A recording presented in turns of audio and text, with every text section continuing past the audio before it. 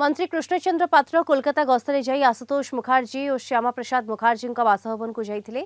सेठारे दुई मनीषी प्रतिमूर्ति में श्रद्धा सुमन ज्ञापन करते। ओडिया संगठक मान सहित उत्कल भवन में साक्षात कर विभिन्न समस्या संपर्क में पचारि बुझीथिले। ए अवसर में उत्कलीय मिलित मंच और नीलचक्र कर्मकर्ता माने मंत्री को संबर्धित करथिले। उत्कल भवन परिचालक रामचंद्र हेम्ब्रम ओएसडी चित्तरंजन खानसा उपस्थित रहिथिले।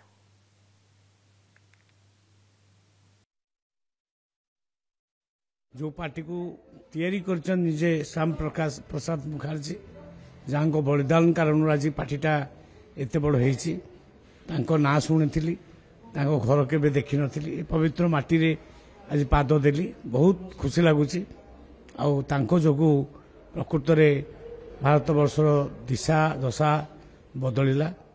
से जो कहले जे एक देश में दो निशान दो प्रधान दो विधान नहीं चलेगा इटा आज भी समस्त मन में गुंजुरुची।